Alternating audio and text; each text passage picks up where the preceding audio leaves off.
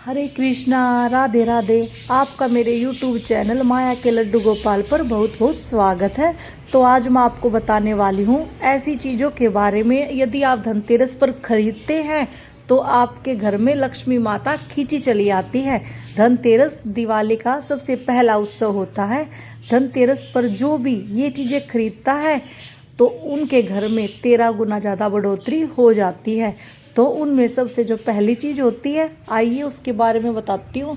धनतेरस पर झाड़ू। जो लोग धनतेरस पर झाड़ू खरीदते हैं, इसका मतलब क्या है, उनके घर में लक्ष्मी माता दौड़ी चली आती है। क्यों? क्योंकि जब समुद्र मंथन से लक्ष्मी माता प्रकट हुई थी ना, तो उनके हाथ में झाड़ू थी। ठीक है, इसका मतलब क्या है कि झाड़ू का मतलब साक्षात लक्ष्मी माता है।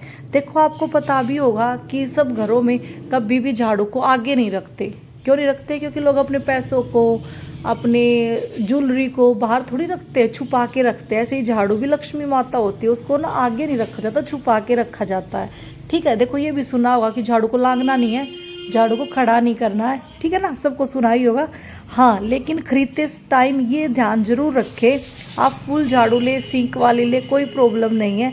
लेकिन ये ध्यान रखें कि झाड़ू को 2 में 4 में ऐसे नहीं लेना है, या तो 1 लेनी है या 3 लेनी है, ऐसे खरीदना है। ठीक है, उसके बाद आता है नमक। यदि आप धनतेरस वाले दिन नमक की खरीदारी करते हैं तो इसका मतलब है नकारात्मकता आपके घर से बिल्कुल हट जाएगी। यदि आप धनतेरस से लेकर भाई दूज तक पानी में नमक डालकर पोछा लगाते हैं ना, तो आपके परिवार में जो भी नकारात्मकता होती है वो बिल्कुल ख़त्म हो जाती है। और नकारात्मकता जहाँ नहीं होती वहाँ लक्ष्मी माता का प्रवेश होता है। तीसरा है हल्दी की गांठें। धनतेरस वाले दिन आप हल्दी की गांठें जरूर खरीदें, और धनतेरस से लेकर भाई दूज तक आपको इन हल्दी की गांठों की पूजा करनी है।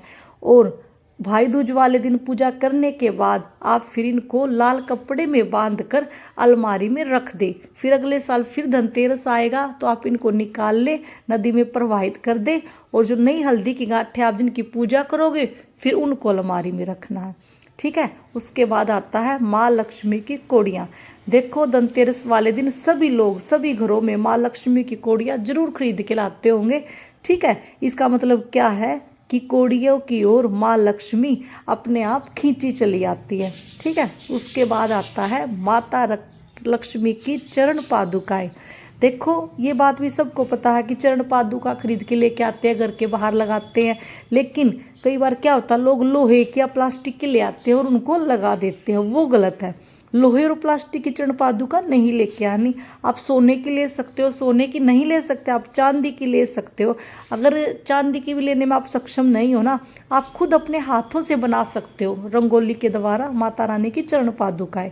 ठीक है, लेकिन लोहे और प्लास्टिक की बिल्कुल भी यूज़ नहीं करनी है, क्योंकि जहाँ पर लोहे और प्लास्टिक की चरण पादुकाएं होती है ना, वहाँ माँ लक्ष्मी बिल्कुल भी नहीं आती। तो आगे आता है कि माँ लक्ष्मी का श्रीयंत्र। इस दिन धनतेरस वाले दिन माता लक्ष्मी का श्रीयंत्र लेना बहुत ज़्यादा शुभ है। क्यों? क्योंकि माता लक्ष्मी श्रीयंत्र की ओर बिल्कुल खींची चली आती है, वो रुक नहीं सकती। क्यों नहीं रुक सकती, अभी बताती हूँ। माँ लक्ष्मी एक बार ना रुष्ट होकर अपने धाम को छोड़कर चली गई थी। ऋषि मुनियों ने बहुत विनती की, लेकिन माता लक्ष्मी नहीं आई।